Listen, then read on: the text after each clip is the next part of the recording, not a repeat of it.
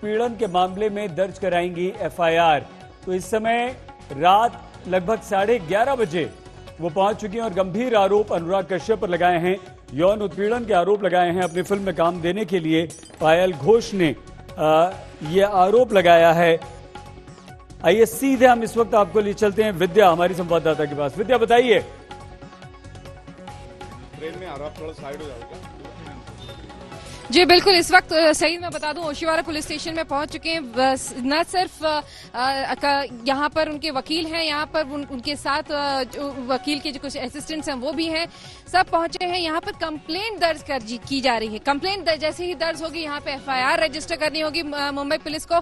और ओशीवारा पुलिस ने ये बात पहले भी देखी है। तनुश्री दत्ता के मामले में रात में कुछ इसी तरह से कंप्लेंट दर्ज हुई थी और उसके बाद जाके थोड़े ही देर बाद वहां पे पुलिस स्टेशन में ये एफआईआर दर्ज कर दी गई थी। तो इस तरह से ये सिलसिला जो है इस बार फिर से हम देख रहे हैं कि इसी तरीके से अभी रात में लेकिन विद्या ये बताइए कि अनुराग कश्यप कितनी बड़ी मुसीबत में फंस सकते हैं ये एफआईआर दर्ज होने के बाद?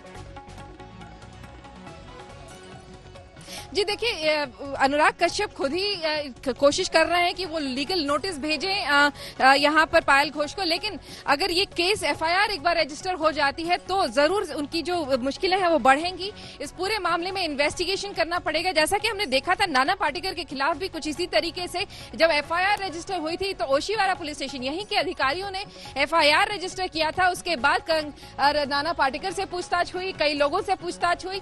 वो अलग बात है कि उसके बाद मुंबई पुलिस ने उस पूरे एफआईआर पे कुछ खास किया नहीं काम। लेकिन इस वक्त पायल घोष का केस उतना ज्यादा पुराना नहीं है जितना कि तनुश्री दत्ता का था। यहाँ पे फिलहाल इसी वजह से फिलहाल यहाँ पर पायल घोष जो हैं वो अपनी एफआईआर कंप्लेंट रजिस्टर करने आई हैं, जो कि बाद में एक एफआईआर में तब्दील होगी। बिल्कुल विद्या, लेकिन न सिर्फ अनुराग कश्यप बल्कि उन्होंने जिस तरह के आरोप और अभिनेत्रियों पर लगाए थे, 3 नाम लिए थे जिसमें ऋचा चड्ढा थी, उमा कुरैशी थी, माही गिल थी, उन तीनों के बारे में भी। तो क्या लगता है कि यहाँ सिर्फ और सिर्फ अनुराग कश्यप होंगे या वो अपनी शिकायत में इन लोगों के नाम का जिक्र भी कर सकती हैं? जी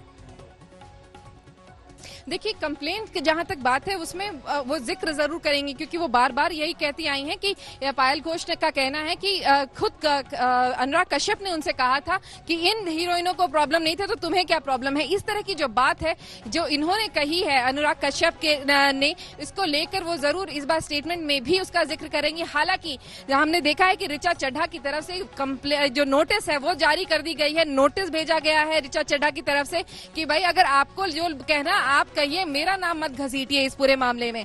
ऋचा चड्ढा के वकील ने ये साफ कहा है। लेकिन और उनसे यहां तक की आग्रह किया है कि अगर आप एक बार फिर नाम लेती हैं हमारे क्लाइंट का, यानी कि ऋचा चड्ढा का एक बार फिर नाम लेती हैं तो आपके खिलाफ हम मानहानि का दावा करेंगे। लेकिन इस बार फिर भी हमने देखा कि वापस नाम लिया जा रहा है। आज भी पायल घोष ने जब कई इंटरव्यूज दिए उसमें भी उन्होंने वापस नाम लिया ऋचा चड्ढा और बाकी लोगों का। और यही वजह है कि इस पूरे मामले में काफी सारी जो लीगल पेच आ रही है। लेकिन फिलहाल पायल घोष का कंप्लेंट दर्ज हो रहा है, वही एक बहुत बड़ी बात है। क्या कार्रवाई इसके बाद विद्या हो सकती है पायल घोष की कंप्लेंट के बाद अनुराग कश्यप पर? जी देखिए, पायल घोष का जो कंप्लेंट है वो भी फिलहाल लेने के बाद यहाँ पर मुंबई पुलिस के जो अधिकारी हैं वो उसको एक एफआईआर में कन्वर्ट करेंगे। एक कोई भी मॉडेस्टी जो आउटरेजिंग का जो एक केस होता है, जो कंप्लेंट आती है, तो उसमें एक एफआईआर रजिस्टर करना बहुत बेहद जरूरी होता है। और यही हमने देखा है हर बार होता है। तनुश्री दत्ता के केस में भी ऐसे ही हुआ था। इसी रात बेरात इस तरह से वहां यहाँ आई थी, काफी देर तक यहाँ पे उनका कंप्लेंट रजिस्टर हुआ। पूरा जो स्टेटमेंट रिकॉर्डिंग है वो होगा और उसके बाद उस स्टेटमेंट के रिकॉर्डिंग के बाद उसको एफआईआर में कन्वर्ट करेगी मुंबई पुलिस। और एफआईआर एक बार रजिस्टर हो गया तो जांच पड़ताल उन्हें करनी पड़ेगी। वो उसके बाद जाके अदालत में कह सकते हैं कि नहीं, हमें कुछ नहीं मिला इस पूरे मामले में, इसलिए इसको क्लोज कर दीजिए। ये एक ऑप्शन रहता है मुंबई पुलिस के पास। वरना दूसरा ऑप्शन उस वाकई अनुराग कश्यप के खिलाफ उनको सबूत मिलता है तो वो कहते हैं कि हाँ, अनुराग कश्यप दोषी हैं और इस पूरे मामले में उनके खिलाफ ये सबूत है। तो बहुत अभी लंबी दौड़ बाकी है पायल घोष के लिए, लेकिन ये शुरुआत जो है वो हो चुकी है। इसका मतलब ये हुआ कि जो 3 अभिनेत्रियों के और नाम पायल लगातार ले रही हैं विद्या, ये तीनों भी सामने आएंगी और ये मामला बहुत जल्दी थमने वाला नहीं है। क्या लगता है आपको?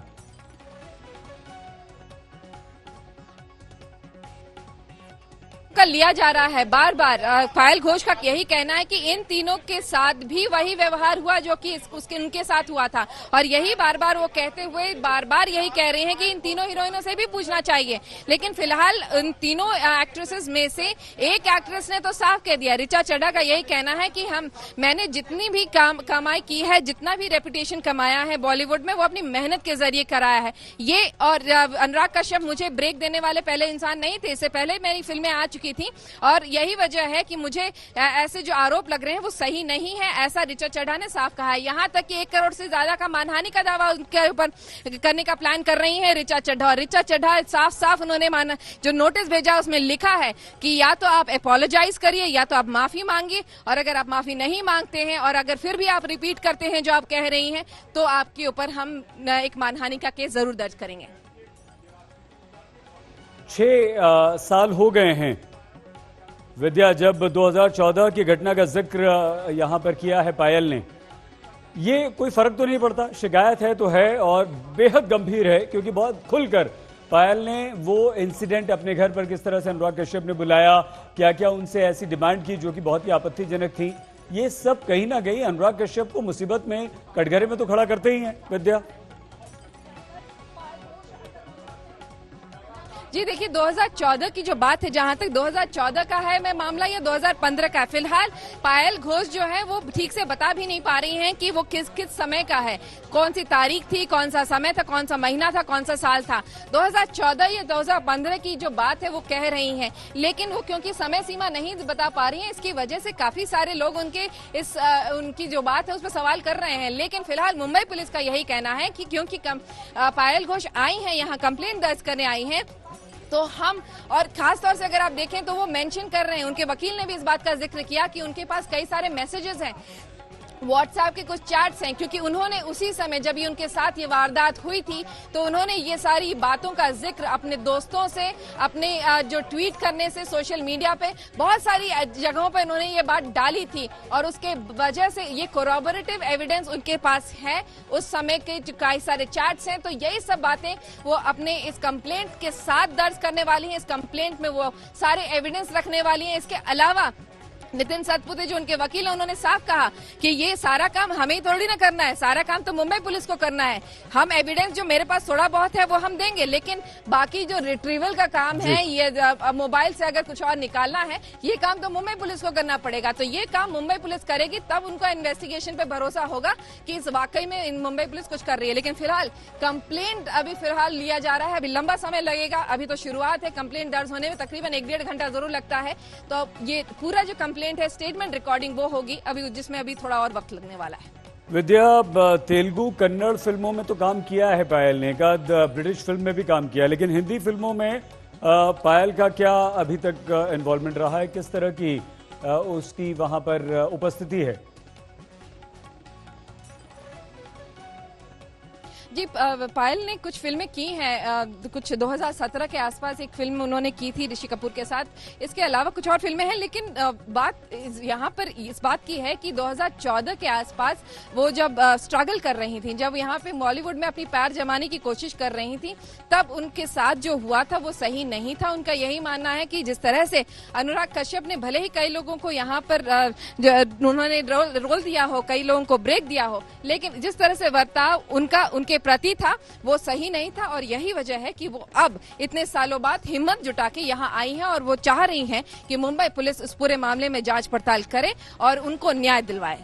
विद्या, जो आरोप पायल घोष ने अनुराग कश्यप पर लगाए हैं, और जितना खुलकर उन्होंने न सिर्फ ट्वीट किया बल्कि मीडिया के सामने अपनी पूरी आप बीती सुनाई, आपको लगता है कि शिकायत बहुत खतरनाक, बहुत गंभीर होने वाली है और अनुराग कश्यप पर कुछ ना कुछ कार्रवाई होगी ही होगी?